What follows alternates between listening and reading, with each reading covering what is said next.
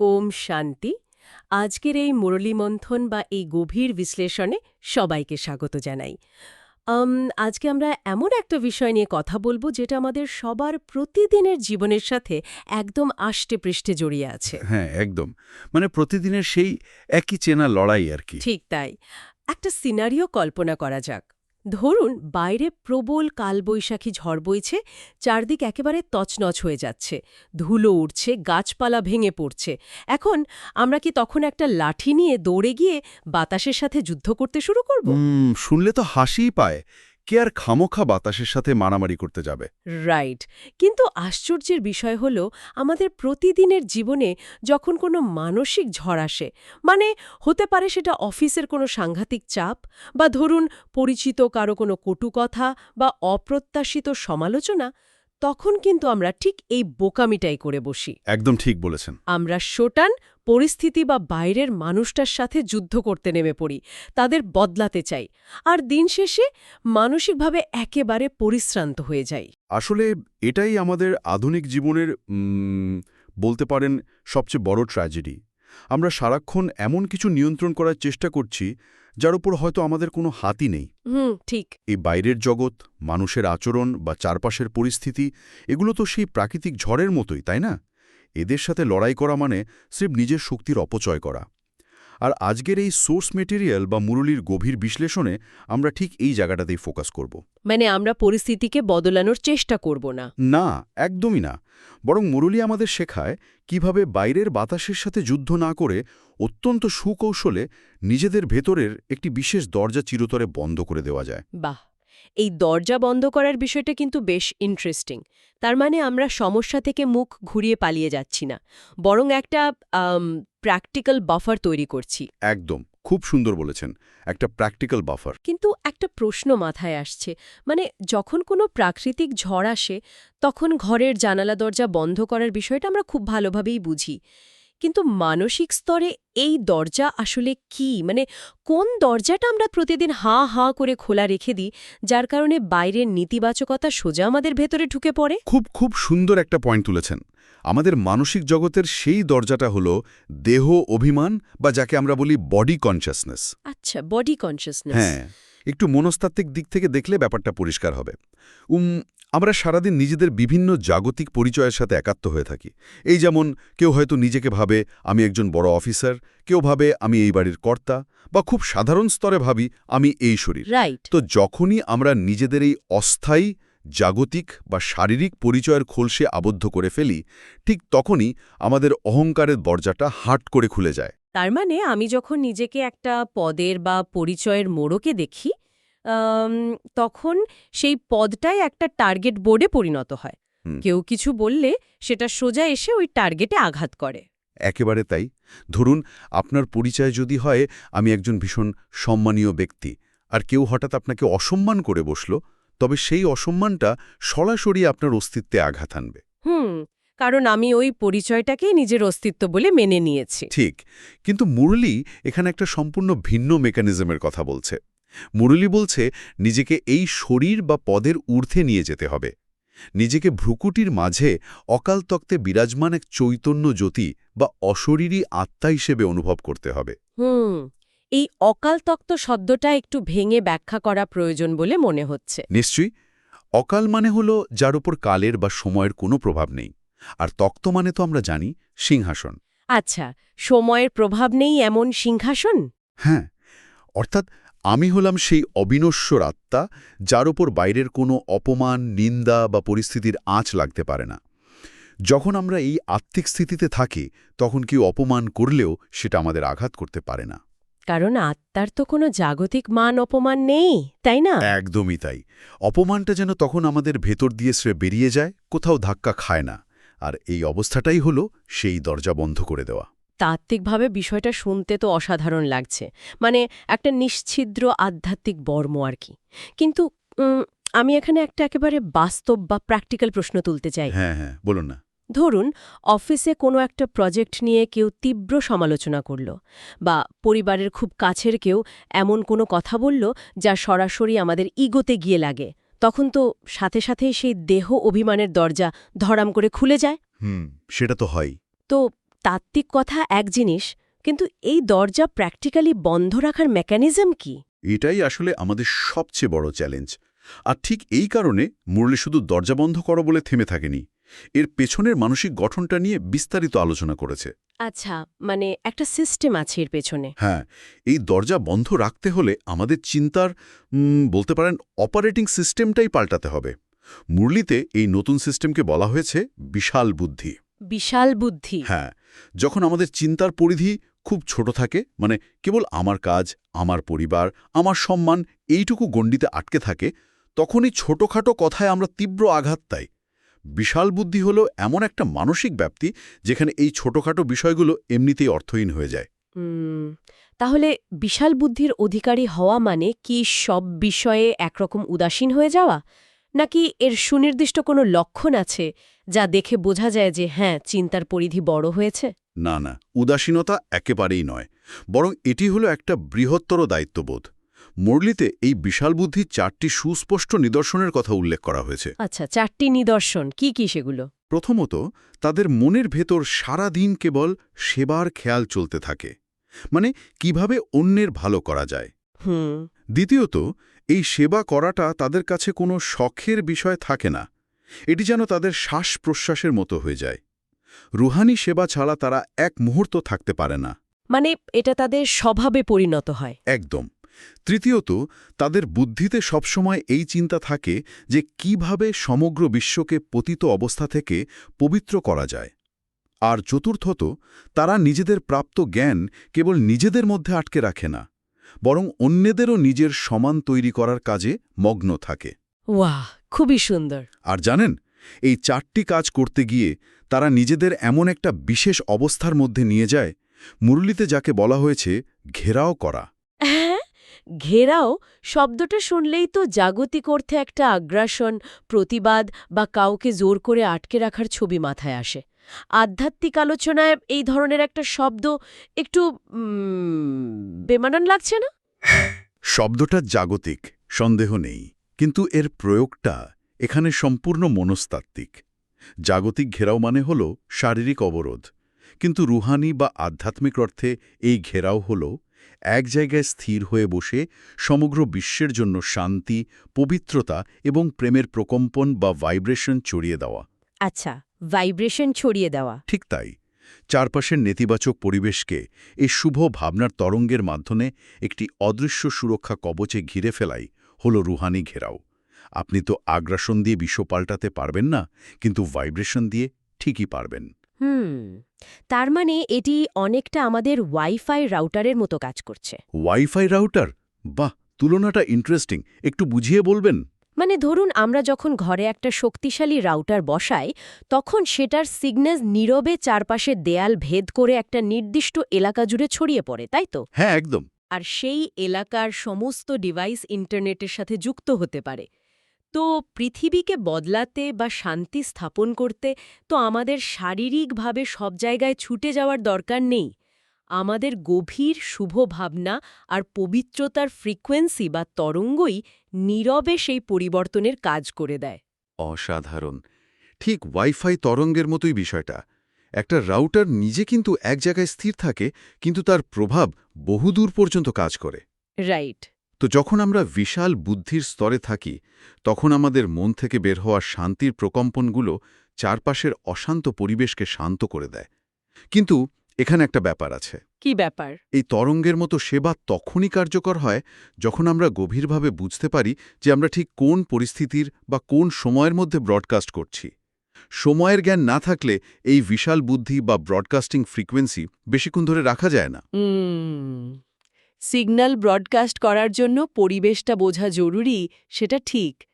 তাহলে বর্তমান সময়টাকে এই সোর্স মেটেরিয়ালে ঠিক কিভাবে বর্ণনা করা হয়েছে? মুরলিতে বলা হয়েছে যে আমরা এখন পুরুষোত্তম সঙ্গম যুগে রয়েছি। এটি বোঝাতে একটি খুব সুন্দর ভিজুয়াল ব্যবহার করা হয়েছে। ভাবুন যে আমাদের নৌকা এখন সমুদ্রের ঠিক মাঝখানে। মাঝ দরিয়ায়। হ্যাঁ, আমরা কলিযুগ বা নরকের তীর ছেড়ে দিয়েছি, কিন্তু এখনও সত্যযুগ বা স্বর্গের তীরে গিয়ে পৌঁছায়নি। এই মধ্যবর্তী ট্রানজিশন পিরিয়ড বা পরিবর্তনশীল সময়টাই হল সঙ্গম যুগ। আর মুরলির মতে এটি হল সর্বোত্তম ব্রাহ্মণদের জন্য একটি বিশেষ ছাত্রজীবন। আচ্ছা, ছাত্রজীবন। তো এই ছাত্রজীবনের বিশেষত্বটা কি? মানে এখানে শিক্ষক কে আর পাঠ্যক্রমে বাকি? এই শিক্ষার সবচেয়ে বড় বৈশিষ্ট্য হল স্বয়ং ঈশ্বর এখানে শিক্ষক। আর এই ঐশ্বরিক বিশ্ববিদ্যালয়ের সবচেয়ে গুরুত্বপূর্ণ এবং সবচেয়ে প্র্যাকটিক্যাল পার্ট হল সবাইকে ভাই ভাই দৃষ্টিতে দেখা। ভাই ভাই দৃষ্টি শুনতে খুব সাধারণ মনে হলেও এর মনস্তাত্ত্বিক গভীরতা নিশ্চয়ই অনেক। ঠিক ধরেছেন। আমাদের মধ্যে সংঘাত, অহংকার বা দূরত্বের সৃষ্টি হয় ঠিক তখনই যখন আমরা একে অপরকে শরীর, সামাজিক পদ, জেন্ডার বা জাগতিক সম্পর্কের মাপকাঠিতে বিচার করি। এই মাপকাঠিগুলোই আসলে আমাদের মধ্যে বিভেদ তৈরি করে। হ্যাঁ, কারণ যখনই আমরা কাউকে শরীর বা পদের দৃষ্টিতে দেখি তখনই সেখানে একটা হায়ারার্কি বা উঁচু-নিচু ভেদাভেদ চলে আসে। আর ভেদাভেদ থাকলেই সেখানে ঘর্ষণ বা সংঘাত হবেই। একদম পারফেক্ট লজিক। কিন্তু যখনই আমরা একে অপরকে ভাই ভাই বা আত্মিক দৃষ্টিতে দেখি তখন আমরা সবাই সমান। একটা আত্মা কখনো অন্য আত্মাকে কষ্ট দিতে পারে না, কারণ আত্মার মূল স্বভাবই হলো শান্তি। বুঝতে পারছি। যখন আমরা কাউকে একটা আত্মা হিসেবে দেখি তখন তার জাগতিক পদ বা তার বলা কোনো কটু কথা আমাদের কাছে আর ম্যাটার করে না। ভাই ভাই দৃষ্টি রাখার এই লজিকটা পরিষ্কার হলো, কিন্তু এখানে একটা বড়সড় খটকাও আছে। তাই নাকি? বলুন কি খটকা। ধরুন এই জ্ঞান শোনার পর আমরা ভাই ভাই দৃষ্টি রাখার আপ্রাণ চেষ্টা করছি, কিন্তু আমাদের ভেতরে থাকা ওই পুরনো রাগ, বিরক্তি, অভিমান বা ঈর্ষার বদভ্যাসগুলো, এগুলো তো হঠাৎ করে ভূতের মতো আমাদের সামনে চলে আসে। হ্যাঁ, এটা তো একটা বাস্তব সমস্যা। আমরা হয়তো চাই না রাগ করতে, কিন্তু পরিস্থিতি এমন হয় যে পুরনো সংস্কারগুলো মাথাচাড়া দিয়ে ওঠে। তখন আমরা কি করব? জাস্ট এই ভূতগুলোকে এড়িয়ে যাব? এত বছরের পুরনো রাগ বা ইগো তো আর চাইলেই দরজার বাইরে ফেলে আসা যায় না। এর সাথে তো লড়তে হবে, তাই না? হুম, ঠিক এখানেই সবচেয়ে বড় মনস্তাত্ত্বিক ভুলটা আমরা করি। ভুল করি কিভাবে? আমরা ভাবি যে এই পুরনো বদভ্যাস বা নেতিবাচকতাগুলোর সাথে যুদ্ধ করে আমরা এদের হারাবো, কিন্তু মুরলি খুব পরিষ্কারভাবে এবং অত্যন্ত মমতার সাথে এর সমাধান দিয়েছে। বলা হয়েছে, কোনো ভূতকেই সাথে নিয়ে যেও না। কারোর মধ্যে যদি ভূত থাকে তাহলে এখানেই আমার কাছে রেখে যাও। তার মানে লড়াই করতে বারণ করা হচ্ছে। হ্যাঁ, নিজেদের ভেতরের বিকার বা নেতিবাচকতার সাথে সরাসরি লড়াই করতে বারণ করা হয়েছে। আপনি যত বিকারের সাথে লড়বেন, আপনি তত বেশি ক্লান্ত হয়ে পড়বেন, আর বিকারগুলো তত বেশি আপনার মনোযোগ পেয়ে আরও শক্তিশালী হবে। কিন্তু লড়াই না করলে এই ভূত বা বিকারগুলো দূর হবে কিভাবে? স্রেফ ইগনোর করলে তো এগুলো ভেতরে ভেতরে আরও জমে যাবে। এই প্রক্রিয়াটা বোঝাতে মুরলিতে একটি জংধরা সূঁচ এবং চুম্বকের অসাধারণ মেটাফর বা উপমা ব্যবহার করা হয়েছে। আচ্ছা, সূঁচ আর চুম্বক। ধরুন, আমাদের আত্মা হলো একটি সূঁচের মতো, আর পরমাত্মা বা ঈশ্বর হলেন একটি বিশাল সর্বশক্তিমান চুম্বক। এখন স্বাভাবিকভাবেই চুম্বক সূঁচকে আকর্ষণ করবে। এটা একটা স্বতঃস্ফূর্ত প্রক্রিয়া। হ্যাঁ, এটাই তো বিজ্ঞানের নিয়ম। কিন্তু যদি সেই সূঁচের ওপর জন্মান্তরের পুরু জং বা মরচে পড়ে থাকে, তাহলে কি চুম্বক তাকে টানতে পারবে? না, জং থাকলে তো আকর্ষণ কাজ করবে না। তার মানে এই জংই হলো আমাদের ভেতরের সেই পুরনো ভূত বা ইগো। ঠিক তাই। আমাদের আত্মাতে জন্মান্তরের নেতিবাচক কর্ম, অহংকার এবং রজ ও তম গুণের জং ধরে আছে। এই জং বা মরচের কারণে আমরা পরমাত্মার আকর্ষণ অনুভব করতে পারি না। আচ্ছা। এখন প্রশ্ন হল, আমরা কি হাত দিয়ে ঘষে ঘষে এই জং তুলব? সেটা তো অসম্ভব পরিশ্রমের কাজ। এর বিজ্ঞানসম্মত উপায় হল স্মরণের যাত্রা বা যোগের আগুন। যখন আমরা নিরন্তর সেই সর্বশক্তিমানের স্মরণে থাকি, তখন সেই যোগাগ্নিতে আমাদের আত্মার উপর পড়া জং ধীরে ধীরে পুড়ে ছাই হয়ে যায়। বাহ! আমাদের লড়াই করতে হয় না, শুধু ফোকাসটা শিফট করতে হয়। তার মানে সমস্যার সাথে না লড়ে সমাধানের দিকে ফোকাস করা। জং দূর হলে আত্মা তখন কাঞ্চন বা খাঁটি সোনায় পরিণত হয়। আর তখন কোনো আলাদা পরিশ্রম ছাড়াই আত্মা নিজে থেকেই সেই সর্বশক্তিমান চুম্বকের দিকে আকৃষ্ট হয়। একদম, খুব সুন্দরভাবে সামারাইজ করেছেন। এটা সত্যি একটা পাওয়ারফুল ফ্রেমওয়ার্ক, কিন্তু এখানেও একটা প্র্যাকটিক্যাল ডাউট এসে যাচ্ছে। আচ্ছা, সেটা কি? এর মানে কি আমাদের চাকরি-বাকরি, সংসার, দৈনন্দিন জীবনের সব দায়িত্ব ছেড়ে দিয়ে হিমালয়ের কোনো জঙ্গলে গিয়ে চোখ বন্ধ করে বসে থাকতে হবে?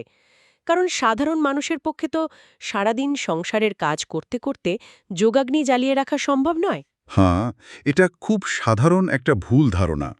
সংসার ছাড়ার এই প্রশ্নের উত্তরে মুরলী অত্যন্ত বাস্তবসম্মত এবং দৈনন্দিন জীবনের সাথে পুরোপুরি সামঞ্জস্যপূর্ণ একটি পথের কথা বলে। মানে জঙ্গলবাসী হতে হবে না? না না, মুরলী কখনোই জঙ্গলবাসী বা সন্ন্যাসী হওয়ার শিক্ষা দেয় না, বরং এখানে কমলপুষ্পর বা পদ্মফুলের মতো জীবনযাপনের কথা বলা হয়েছে। পদ্ম ফুলের মতো? হ্যাঁ, পদ্মফুল যেমন কাদায় জন্মায়, জলের মধ্যেই থাকে, কিন্তু তার গায়ে কাদা বা জলের কোনো দাগ লাগে না। অর্থাৎ সংসারে থেকে, প্রবৃত্তি মার্গে থেকে, সমস্ত পারিবারিক এবং সামাজিক দায়িত্ব পালন করেও মায়ার কাদায় বা মানসিক দ্বন্দ্বে নিজেকে না জড়ানো। একদম তাই। আমাদের একটা পুরনো প্রবাদ আছে না, হাতে কাজ আর মুখে নাম। বিষয়টা কি সেরকম? কিন্তু প্র্যাকটিক্যালি এটা কিভাবে সম্ভব? এটাকে প্র্যাকটিক্যাল রূপ দেওয়ার জন্য মুরলীতে দুটি অত্যন্ত গুরুত্বপূর্ণ অভ্যাসের কথা বলা হয়েছে। কি কি অভ্যাস? প্রথমটি হলো একজন দক্ষ ব্যবসায়ীর মতো নিজের হিসাব রাখা। একজন ব্যবসায়ী যেমন দিনের শেষে নিখুঁত হিসাব মেলায় যে সারাদিনে তার লাভ হলো নাকি লোকসান, তেমনি আমাদেরও প্রতিদিন নিজের মনের চেকিং করতে হবে। আচ্ছা, মনের চেকিং। হ্যাঁ, সারাদিনে আমরা কতটুকু সময় অনর্থক চিন্তায়, গসিপে বা নেতিবাচকতা নষ্ট করলাম, আর কতটুকু সময় আত্মিক উন্নতি বা শুভ ভাবনায় লাগালাম, তার একটা মানসিক লেজার বুক তৈরি করতে হবে। এই চেকিং করার উদ্দেশ্য হল নিজের সময়কে সফল করা, যাতে ঈশ্বরীয় পড়াশোনায় চূড়ান্ত সফলতা পাওয়া যায়। সময়ের হিসাব রাখাটা বেশ লজিক্যাল। আর দ্বিতীয় অভ্যাসটি কি? দ্বিতীয় অভ্যাসটিকে বোঝাতে একটি অত্যন্ত চমৎকার গ্রাম্য দৃশ্যপট ব্যবহার করা হয়েছে। গরুর জাবর কাটা, যাকে আধ্যাত্মিক ভাষায় বলা হয় বিচার সাগর মন্থন। গরুর জাবর কাটা? হ্যাঁ, আমরা জানি গরু যখন ঘাস খায় তখন সে দ্রুত গিলে ফেলে, কিন্তু পরে এসে শান্ত হয়ে বসে সেই খাবার আবার পাকস্থলী থেকে মুখে এনে জাবর কাটে বা চিবিয়ে হজম করে। হ্যাঁ, এটা তো আমরা দেখেছি। ঠিক একইভাবে সকালে শুধু মুরলি বা কোনো জ্ঞান শুনলেই হবে না। সারাদিন কাজ করতে করতে সেই শোনা জ্ঞানকে মনে মনে চর্চা করতে হবে, বারবার ভাবতে হবে। মুরলিতে খুব স্পষ্টভাবে বলা হয়েছে যে এই জাবর কাটে না বা বিচার সাগর মন্থন করে না, তার আত্মাকে আনহেলদি বা অসুস্থ বলা হয়। এই জাবর কাটার বিষয়টা কিন্তু আমাদের আধুনিক প্রযুক্তির সাথে দারুণভাবে মিলে যায়। তাই নাকি? কিভাবে? বিষয়টা অনেকটা ইন্টারনেট থেকে সফটওয়্যার ডাউনলোড করার মতো আর কি। মানে সকালে আমরা যখন মুরলি শুনি বা কোনো পজিটিভ জিনিস পড়ি, তখন আসলে আমরা একটা পাওয়ারফুল সফটওয়্যার বা জ্ঞানরূপী ফাইল আমাদের ব্রেইনে জাস্ট ডাউনলোড করি। রাইট। অসাধারণ একটা অ্যানালজি। আর ফাইল ইনস্টল না হলে তো সফটওয়্যারটা কাজ করবে না। তখন ভাইরাস বা মায়ার তুফান আক্রমণ করলে সিস্টেম পুরো হ্যাং হয়ে যাবে। কি চমৎকারভাবে বিষয়টাকে তুলে ধরলেন। আসলেই তো, জ্ঞান শুধু শুনলে বা ডাউনলোড করলেই হবে না, সেটিকে ইনস্টল করে নিজের স্বভাবে পরিণত করতে হবে। মানুষ সারাদিন নেতিবাচক বিষয়ের জাবর কাটে, কে কি বলল, কেন বলল, সেটা হলো রিউমিনেশন বা দুশ্চিন্তা। একদম। কিন্তু যখন আমরা জ্ঞানের জাবর কাটি, তখন সেই জ্ঞান আমাদের নার্ভাস সিস্টেমে একেবারেই ইনস্টল হয়ে যায়। আর যখন আমরা এই জ্ঞানকে সঠিকভাবে হজম বা ইনস্টল করতে পারি, তখন আমাদের ভেতরে এক অভূতপূর্ব শক্তির সঞ্চার হয়। আজকের মুরলির বরদান বা আশীর্বাদে ঠিক এই শক্তির কথা বলা হয়েছে। আজকের বরদানের মূল ফোকাসটা তাহলে কি? খবরদারি করার একটা আগ্রাসী মানসিকতা আছে। হ্যাঁ, সাধারণত যার কাছে জাগতিক ক্ষমতা থাকে তার মধ্যে একটা আমি সব জানি বা আমি বড় এরকম ভাব চলে আসে। একদম। ফাঁকা কলসি যেমন বেশি বাজে, তেমনি যার ভেতরে শূন্যটা আছে সেই বাইরে বেশি অথরিটি দেখায়। কিন্তু রুহানি জগতে অথরিটি শব্দের মেকানিজম সম্পূর্ণ আলাদা। আচ্ছা, সেটা কিরকম? এখানে অথরিটি মানে হল অলমাইটি অথরিটির সন্তান হওয়ার স্মৃতি। পরমাত্মা হলেন সর্বশক্তিমান, আর আমি তার সন্তান। এই গভীর স্মৃতির মাধ্যমেই আত্মার ভেতরে পরিপূর্ণতা আসে। যার ভেতরে এই ঐশ্বরিক পরিপূর্ণতা থাকে, তার কোনো জাগতিক অহংকার থাকে না। কারণ সে জানে যে তার এই শক্তি ধার করা নয়, এটি তার জন্মগত অধিকার। ঠিক তাই। আর এই অহংকার মুক্ত থাকার মাস্টার চাবিটি দেওয়া হয়েছে আজকের স্লোগানে। আজকের স্লোগানটি কি মেসেজ দিচ্ছে আমাদের? আজকের স্লোগান হল করাবনহার বাবার স্মৃতির দ্বারা আমিত্বকে সমাপ্ত পড়ো। অর্থাৎ আমি নিজে কিছু করছি না, বরং ভগবান আমাকে নিমিত্ত বা ইনস্ট্রুমেন্ট বানিয়ে আমার দ্বারা করাচ্ছেন। এই নিমিত্ত ভাবটা খুব জরুরি। হ্যাঁ, যখন এই আমি করছি না ভাবটা চলে আসে, তখন পারফরমেন্স অ্যাংজাইটি বা আমিপনার সমস্ত ভার মাথার উপর থেকে নেমে যায়। তখন আর কোনো ক্লান্তি থাকে না, আর সবচেয়ে বড় কথা, আলোচনার শুরুতে আমরা যে দেহ অভিমানের দরজাটার কথা বলছিলাম, সেই দরজাটাও আর কখনো খোলে না। সত্যি আজকের আলোচনাটা দৈনন্দিন জীবনের স্ট্রেস আর মানসিক ক্লান্তির গভীরে গিয়ে আমাদের একটা নতুন দৃষ্টিভঙ্গি দিল। একদম তাই। চলুন আজকের এই গভীর মন্থন থেকে আমরা ঠিক কি পেলাম তা একবার লজিক্যালি সাজিয়ে নিই। আমরা শুরু করেছিলাম প্রতিদিনের ক্লান্তি আর বাইরের ঝড়ের মোকাবেলা করার কথা দিয়ে। সেখান থেকে আমরা দেখলাম যে বাইরের হাওয়ার সাথে যুদ্ধ করাটা একেবারেই অর্থহীন, রাইট? বরং নিজেদের অভিমান বা অহংকারের দরজাটা বন্ধ করতে হবে, যাতে বাইরের কোনো অপমান বা পরিস্থিতি আমাদের অস্তিত্বে আঘাত করতে না পারে। সেই দরজা বন্ধ রাখার চাবিকাঠি হল বিশাল বুদ্ধি আর সমগ্র বিশ্বের জন্য রুহানি ঘেরাও বা শান্তির ওয়াইফাই সিগন্যাল তৈরি করা। এরপর আমরা বুঝলাম যে নিজেদের ভেতরের পুরনো ভূত বা বদভ্যাসগুলোর সাথে সরাসরি লড়লে আমরা শুধু ক্লান্তই হব। তার চেয়ে যোগের আগুনের দ্বারা আত্মার জং পরিষ্কার করলে আমরা আপনা আপনি সর্বশক্তিমানের দিকে আকৃষ্ট হব। একদম পরিষ্কার একটা রূপরেখা। আর সবশেষে জঙ্গলবাসী না হয়েও প্রতিদিন নিজের চিন্তার হিসাব রাখা এবং সারাদিন জ্ঞানের সফটওয়্যারটা জাবর কাটার মাধ্যমে কিভাবে মনের মধ্যে ইনস্টল করতে পারি তা শিখলাম। এই পুরো প্রসেসটা কিন্তু আমাদের একটা অহংকারহীন অথরিটিতে পরিণত করে। একেবারে নিখুঁতভাবে পুরো বিষয়টাকে এক সুতোয় গেঁথেছেন। এই প্রতিটি ধাপ যদি আমরা মেকানিক্যালি না করে বুঝে আমাদের প্রাত্যহিক জীবনের অভ্যাসে পরিণত করতে পারি, তাহলে বিশ্বাস করুন, বাইরের কোনো পরিস্থিতি, কোনো মানুষের মন্তব্যই আমাদের ভেতরের শান্ত অবস্থাকে টলাতে পারবে না। তাহলে আজকের এই গভীর বিশ্লেষণ শেষ করার আগে একটা নতুন চিন্তার খোরাক নিয়ে আমরা সবাই ফিরে যাই। পরের বার জীবনে যখন কোনো বড় ঝড় আসবে, কেউ খুব খারাপ ব্যবহার করবে বা পরিস্থিতি হাতের বাইরে চলে যাবে, তখন রিয়্যাক্ট করার আগে বা অন্য মানুষকে দোষ দেওয়ার আগে অন্তত একবার থেমে ভাবার চেষ্টা করা যেতে পারে। হ্যাঁ, ভাবা যেতে পারে যে আমি কি বাইরের হাওয়ার সাথে যুদ্ধ করার জন্য লাঠি খুঁজছি, নাকি নিজের ঘরের অহংকারের দরজাটাই হাহা করে খোলা রেখে দিয়েছি। একদম তাই। আর যদি আমাদের মনের ভাবনাগুলো সত্যিই ওয়াইফাই সিগন্যালের মতো হয়, তবে একটু চেক করে দেখুন তো আজ সারাদিন আমরা এই বিশ্বের জন্য কোন নেটওয়ার্ক সম্প্রচার করছি, বিরক্তি, ভয় আর অশান্তির, নাকি নীরব শান্তি আর প্রেমের। অসাধারণ একটা প্রশ্ন। আজকের এই গভীর বিশ্লেষণে আমাদের সাথে থাকার জন্য সকলকে অসংখ্য ধন্যবাদ। ওম শান্তি। ওম শান্তি।